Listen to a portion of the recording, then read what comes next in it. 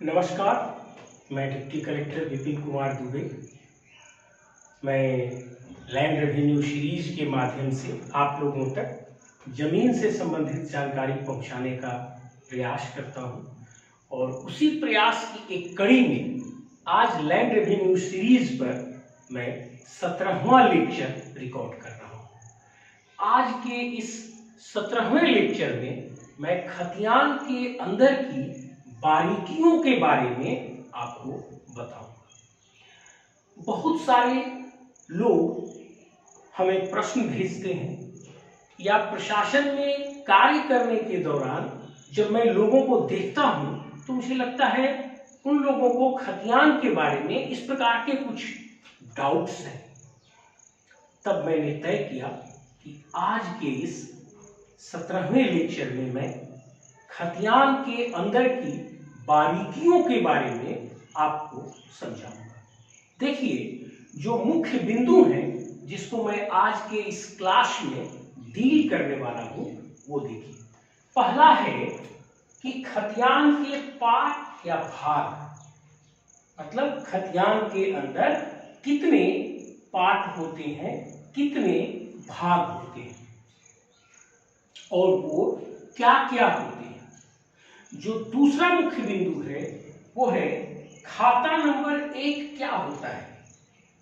खाता नंबर 1 क्या गैर मजरूआ होता है, रैयती होता है, बकास्त होता है, इस बारे में डिस्कस करेंगे। जो पॉइंट नंबर 3 है वो है गैरमजरूआ जमीन का किसी एक गांव में गैरमजरूआ जमीन का एक ही खाता होता है या एक से अधिक खाता होता है। चौथा बिंदु है किसी एक गांव या मौजा में बकास्त जमीन का एक ही खाता होता है या एक से अधिक खाता होता है। जो पांचवा बिंदु है वो है किसी एक रैयत के नाम से, मतलब गांव में किसी एक व्यक्ति के नाम से एक ही रैयती खाता होगा या एक से अधिक खाता होगा। और छठवां बिंदु है क्या कोई एक खाता नंबर 2 आदमी के नाम से हो सकता है या एक ही खाता नंबर गैरमजरूआ भी हो सकता है और रैयती भी हो सकता है। इसी बात को आज हम इस क्लास में डिस्कस करेंगे।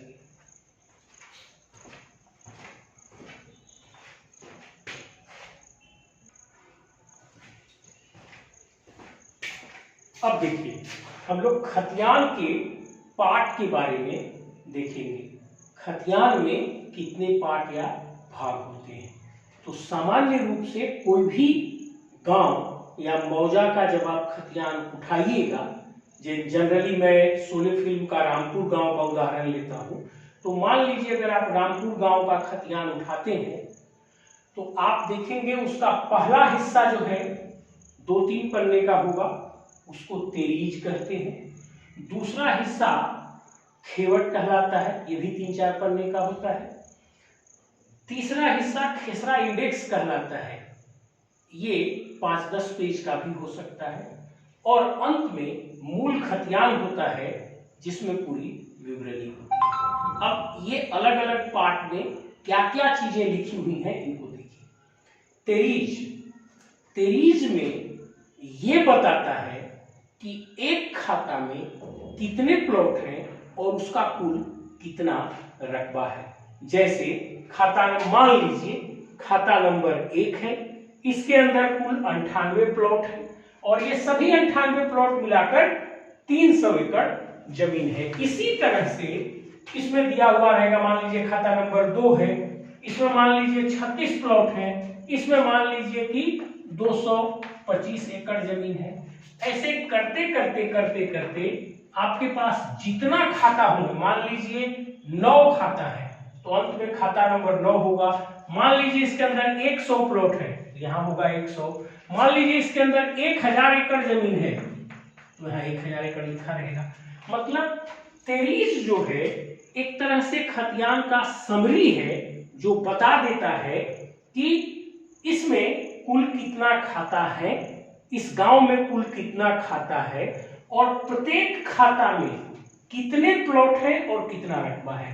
प्रत्येक खाता में कितना प्लॉट और कितना रकबा है, बारी बारी से करके प्रत्येक खाता का नंबर रहेगा, उसके अंदर में कुल कितने प्लॉट है उसकी संख्या होगी और अंत में आपका कुल रकबा दिया हुआ रहेगा।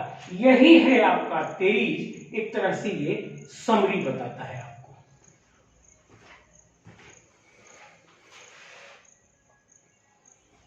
ये मैं एक दिखाने का कोशिश कर रहा हूं, देख शायद आपको नहीं दिखेगा, लेकिन ये इस तरह से जो है एक ओरिजिनल खतियान दिखता है। अगर आप देख पाए तो शुरू में ये यहाँ पे खाता का ये खाता नंबर है, कुल कितना उसमें प्लॉट है और कुल कितना उसमें क्षेत्रफल है, ये इस तरह से एक तरीज जो है आपका दिखता है।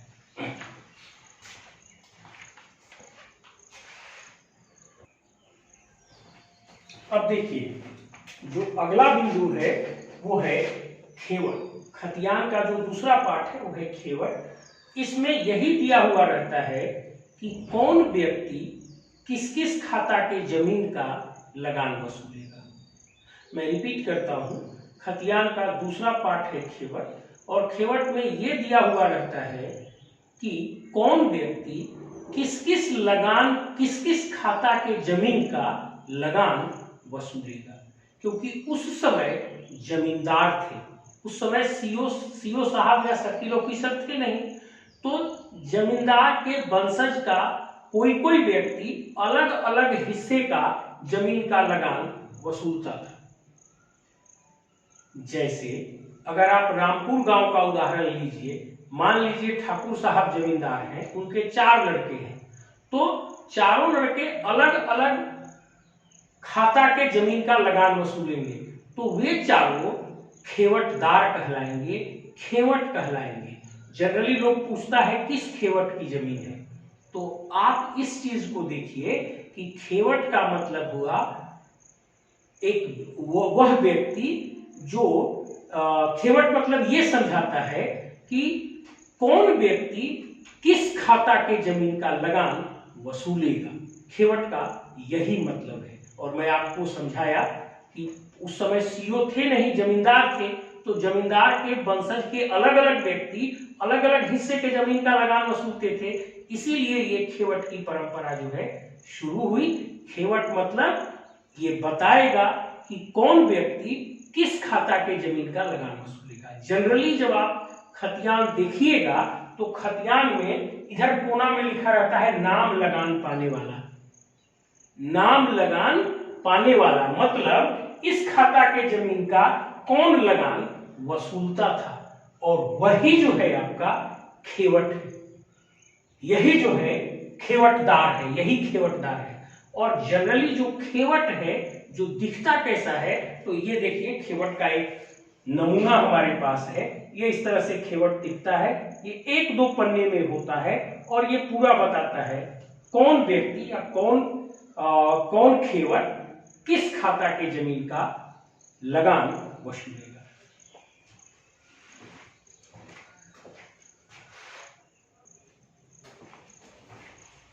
देखिए जो खतियान का तीसरा पार्ट है उसको खेसरा इंडेक्स या प्लॉट इंडेक्स भी कहा जाता है। प्लॉट इंडेक्स में किसी भी गांव के प्लॉट को एकदम से एक सीक्वेंस में लिखा जाता है।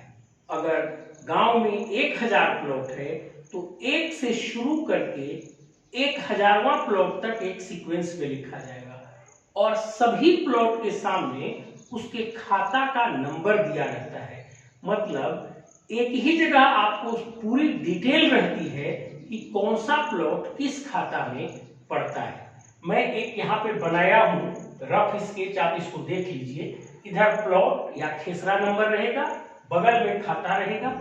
यहां से एक सीक्वेंस में शुरू होगा 1 2 3 4 5 6, फिर आगे यहाँ 7 से 7 8 9 10 11 12, फिर आगे इसी तरह 13 से शुरू होगा, और प्रत्येक प्लॉट के सामने वो किस खाता में पड़ता है वो खाता नंबर यहाँ पे दिया हुआ रहेगा।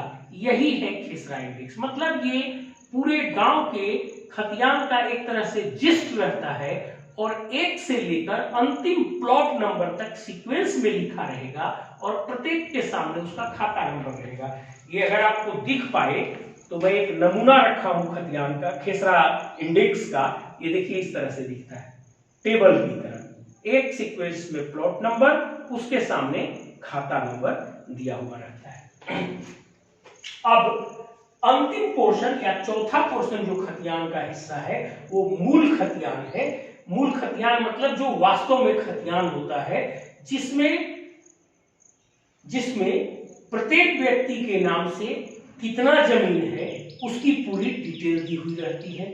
उसी तरह से सरकार के नाम से कितना जमीन है उसकी पूरी डिटेल दी हुई रहती है। उसी तरह से जमींदार के नाम से कितना जमीन है उसकी डिटेल दी हुई रहती है। तो जो चौथा पोर्शन है वही मूल खतियान है, जिस्ट है, और मतलब यही मूल खतियान है। और इसमें प्रत्येक व्यक्ति के नाम से, सरकार के नाम से या जमींदार के नाम से कितना कितना और कौन कौन सा जमीन है इसकी पूरी विवरण आगे दी हुई रहती है। ये हुआ आपका खतियान का चौथा पोर्शन।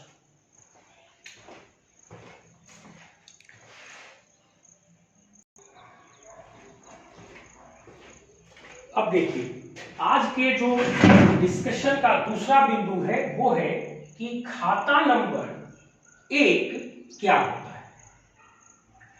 एक्चुअली मैं पहले भी सीईओ रहा हूं तो इस विषय में मैं कुछ हमारे पास जानकारियां थी, लेकिन जब ये प्रश्न उठा कि खाता नंबर 1 क्या होता है, क्या वो हमेशा सरकारी खाता होता है, क्या वो हमेशा गैर मजरूआ आम ही होता है, क्या वो हमेशा गैर मजरूआ खास ही होता है, या क्या वो रैयती खाता होता है, या क्या वो बकास्त खाता होता है। जब ये प्रश्न मेरे सामने आया तो मैं अभिलेखागार में जाके और कई खतियान का डिटेल से अध्ययन किया, कई मौजा मतलब कई गांव के खतियान का डिटेल से अध्ययन किया, और मैंने ये पाया कि खाता नंबर 1 कुछ भी हो सकता है।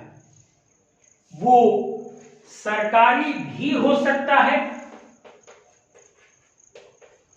ये रैयती भी हो सकता है, या बकास्त भी हो सकता है। ये तीनों चीजें हो सकता है।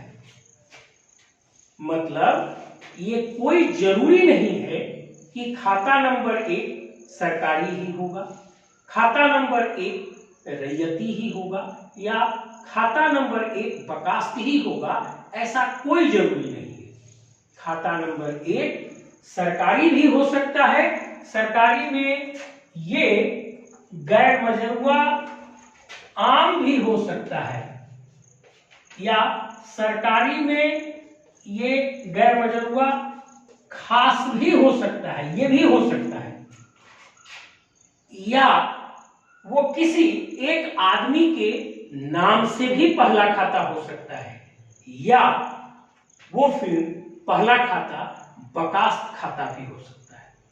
अब बकास्त क्या है, तो जमींदार के जमीन को बकास्त खाता कहते हैं, तो वो बकास्त खाता भी हो सकता है। अब यहां पर आपके मन में ये प्रश्न आएगा कि इसमें सबसे अधिक कौन पाया जाता होगा पहला खाता। तो सबसे ज्यादा पहला खाता आपको बकास्त मिलेगा, ज्यादातर मान के चलिए 70-80% जो है वो पहला नंबर का खाता बकास्त होगा। इसके पीछे एक कारण है। देखिए 1932 में सर्वे हो रहा था, और सर्वे के समय जमींदार पावरफुल थे। सर्वे के समय जमींदार पावरफुल थे, तो जब सर्वे हो रहा था, जमींदार पावरफुल थे, तो अधिकतर गांव में उन्होंने कोशिश किया कि पहला खाता जमींदार का खाता हो, और जमींदार के खाता को बकास्त कहते हैं। इसलिए ज्यादातर गांव में पहला खाता आपको बकास्त खाता मिलेगा। लेकिन ये फिक्स रूल नहीं है कि पहला खाता बकास्त ही होगा।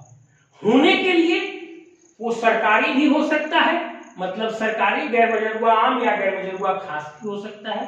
होने के लिए वो रैयती भी हो सकता है। होने के लिए वो बकास्त भी हो सकता है। पहला खाता 3 में से कुछ भी हो सकता है, लेकिन ज्यादातर बकास्त होता है, क्योंकि जब सर्वे हो रहा था तो जमींदार पावरफुल थे। 1932 में जब सर्वे हो रहा था तब जमींदार पावरफुल थे और जमींदार के जमीन को ही बकास्त खाता कहा जाता है। तो उन्होंने कोशिश किया कि पहला खाता उनको मिले, इसलिए अधिकतर गांव में पहला खाता आपको बकास्त खाता मिलेगा, लेकिन इन जनरल होने के लिए 3 में से कुछ भी हो सकता है। मतलब इसका समरी ये है कि किसी भी गांव का पहला खाता कुछ भी हो सकता है। सरकारी गैर मजरूआ आम या सरकारी गैर मजरूआ खास भी हो सकता है, किसी रैयत के नाम से भी हो सकता है, या फिर बकास्त भी हो सकता है। लेकिन जनरली किसी भी गांव का पहला खाता ज्यादातर बकास्त खाता होता है, जो कि जमींदार की जमीन होती है।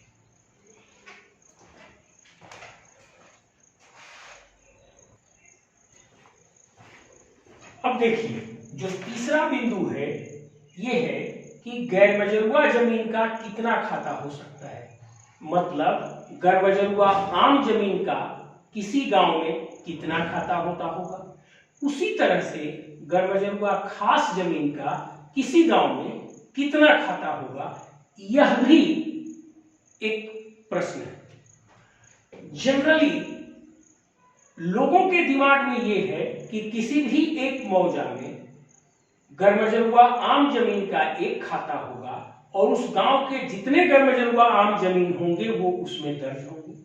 इसी तरह से लोगों के दिमाग में यह भी है कि किसी गांव में एक ही गैर मजरूआ खास खाता होता होगा और उस गांव के सभी गैर मजरूआ खास जमीन उसी खाता के अंतर्गत दर्ज होंगे।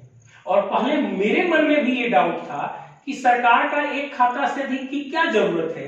किसी गांव में एक गैर मजरूआ आम खाता होना चाहिए और एक ही गैर मजरूआ खास खाता होना चाहिए, और उस गांव के जितने गैर मजरूआ आम जमीन है वो गैर मजरूआ आम खाता में डाल दीजिए और जितने खास जमीन है उसको गैर मजरूआ खास जमीन में खाता में डाल दीजिए। लेकिन ऐसा नहीं है। जब मैंने कई मौजा के खतियान का पेरुजल किया, जब मैंने कई मौजा के खतियान का अध्ययन किया लेखागार में, तो मुझे ये पता चला कि नहीं, किसी भी गांव में यह भी हो सकता है कि गैर मजरूआ आम जमीन का एक ही खाता हो और गैर मजरूआ खास जमीन का एक ही खाता हो। ऐसा हो सकता है, लेकिन जनरली अधिकतर गांव में गैर मजरूआ खास जमीन का भी एक से अधिक खाता नंबर होता है और गैर मजरूआ आम जमीन का भी एक से अधिक खाता नंबर होता है। जैसे सर्वे करते चले तो पहले हमको गैर मजरूआ आम मिला कुछ जमीन, तो एक खाता बना के उसको डाल दिए। बीच में रैयत का जमीन आने लगा, हम लिखते चले गए। फिर जब आगे बढ़े तो फिर से हमको गैर मजरूआ आम जमीन मिल गया, फिर दूसरा खाता बना के डाल दिए।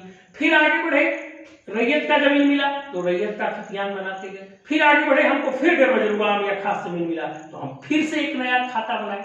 मेरा मतलब ये है कि किसी भी गांव में गैर मजरूआ जमीन का जनरली एक से अधिक खाता पाया जाता है।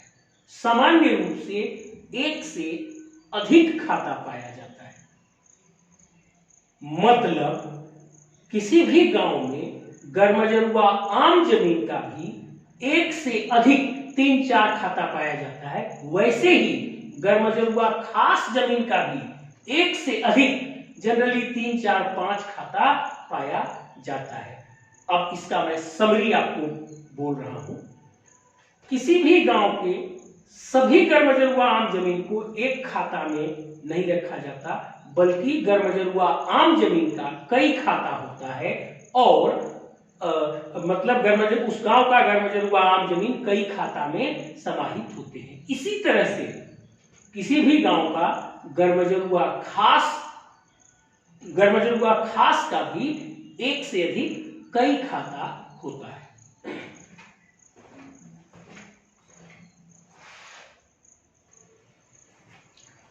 अब देखिए, जो तीसरा बिंदु है वो है कि बकास्त जमीन का कितना खाता होता होगा। किसी भी गांव में बकास्त जमीन का कितना खाता होता होगा। तो बकास्त जमीन का भी जनरली 1 से अधिक 3, 4, 5 खाता हुआ करता है। मैं आपको बताया था खेवट के बारे में कि कोई एक गांव है, मान लीजिए ये आपका रामपुर गांव है, और इस रामपुर गांव को हम जनरली मान लीजिए 4 टुकड़ा में बांट दिए। अब यहाँ पे हमने खेवट 1 कहा, खेवट 2 कहा, खेवट 3 कहा और इसको खेवट 4 कहा।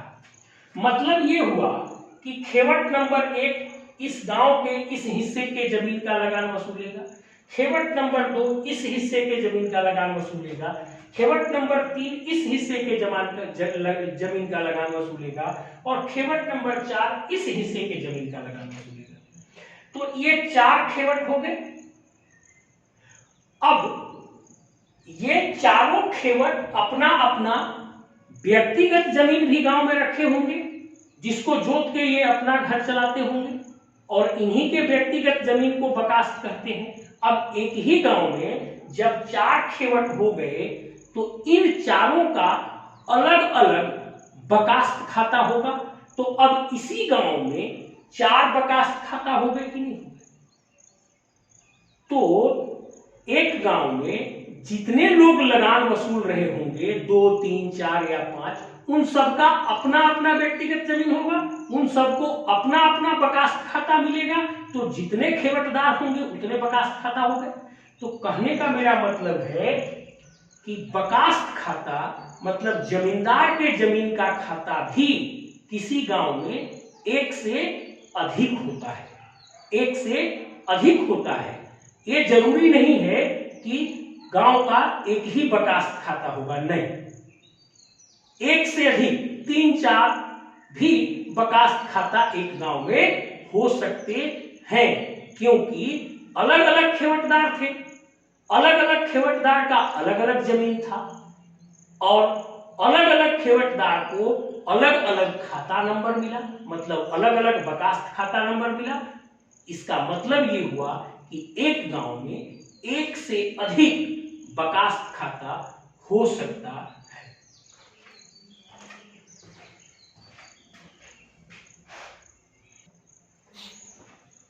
अब देखिए अगला प्रश्न है कि किसी गांव में एक रैयत के नाम से कितना खाता होगा। तो इसका उत्तर है 1। किसी भी गांव में एक रैयत के नाम से एक ही खाता होगा, 1 से अधिक खाता नहीं होगा। आपके पास 1000 एकड़ भी अगर जमीन होगा तो आपके नाम से एक ही खाता नंबर मिलेगा और आपके हजारों एकड़ जमीन को उसी खाता के अंदर समाहित किया जाएगा। मैं रिपीट करता हूं, किसी भी गांव में मतलब मौजा में एक रैयत के नाम पर एक ही खाता दिया जाता है और उसके पास हजारों एकड़ जमीन क्यों न हो, लेकिन वो हजारों एकड़ जमीन को उसी खाता के अंदर समाहित किया जाता है। एक गांव में एक रैयत के नाम से 1 से अधिक खाता नहीं हो सकता। उदाहरण ले लीजिए, शोले फिल्म का रामपुर गांव है, ठाकुर साहब मान लीजिए है, तो ठाकुर साहब के नाम से एक ही खाता नंबर होगा। आप चाहे जो भी उनको खाता नंबर दीजिए, खाता नंबर 5 दीजिए, 10 दीजिए, 90 दीजिए, जो खाता नंबर देना है दे दीजिए, लेकिन वो एक ही नंबर उनको मिलेगा, एक ही नंबर मिलेगा, 1 से अधिक नंबर नहीं मिलेगा। अब आपके दिमाग में एक बात आएगा कि अगर एक ही व्यक्ति है और उसका 2 अलग अलग गांव में जमीन है तब क्या होगा? तब यहां पर उत्तर बदल जाएगा। एक गांव में एक खाता नंबर रहेगा और दूसरे गांव में फिर से एक खाता नंबर मिलेगा, लेकिन किसी भी एक गांव को देखिएगा तो उसमें एक आदमी के नाम से एक ही खाता नंबर होगा। मीनिंग ये है कि प्रत्येक गांव या मौजा के लिए खाता नंबर अलग अलग डिसाइड होता है। तो एक आदमी का यदि 2 गांव में जमीन है तो इस गांव में अलग खाता नंबर मिलेगा, उस गांव में अलग खाता नंबर मिलेगा, लेकिन दोनों ही गांव में एक एक ही खाता नंबर मिलेगा। इस गांव में भी एक ही खाता नंबर मिलेगा, उस गांव में भी एक ही खाता नंबर मिलेगा। हाँ, दोनों गांव का खाता नंबर अलग अलग होगा, लेकिन किसी भी एक गांव में एक व्यक्ति के नाम से एक ही खाता नंबर होगा।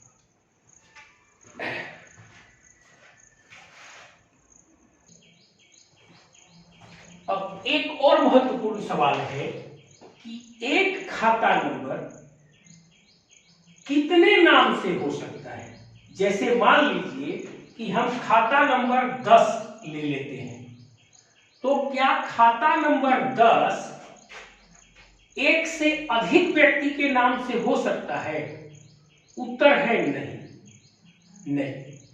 कोई भी एक खाता नंबर एक ही नाम से होगा, या तो वो गैर मजरूआ आम होगा, या तो वो गैर मजरूआ खास होगा, या तो वो मोहन सिंह के नाम से होगा, या तो वो ठाकुर साहब के नाम से होगा,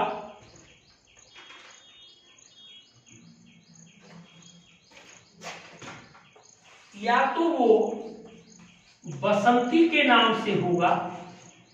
लेकिन एक साथ वो एक से अधिक आदमी के नाम से नहीं होगा। अगर वो गरमजरुआ आम खाता है तो ये होगा, बाकी ये चारों नहीं होंगे। अगर वो गरमजरुआ खास है तो फिर खास होगा, बाकी चारों नहीं होंगे। अगर वो ठाकुर साहब के नाम पर है तो वो बाकी चारों के नाम पर नहीं होगा। अगर वो बसंती के नाम पर है तो वो बाकी चारों के नाम पर नहीं होगा। मीनिंग मेरा ये है कि खाता का कोई भी एक नंबर किसी एक ही व्यक्ति के नाम से होगा। कोई भी एक खाता एक से अधिक व्यक्ति के नाम से नहीं हो सकता, क्योंकि कंसेप्ट ही ये है कि एक व्यक्ति को एक अलग से खाता देना है। तो मैं पुनरावृत्ति करता हूं, प्रश्न है कि क्या एक खाता नंबर, कोई भी एक खाता नंबर ले लीजिए आप, कितने आदमी के नाम से होगा? उत्तर है कोई भी एक खाता नंबर एक और एक ही व्यक्ति के नाम से होगा। या तो वो गरमजरुआ आम होगा तो आम ही होगा, खास होगा तो खास ही होगा।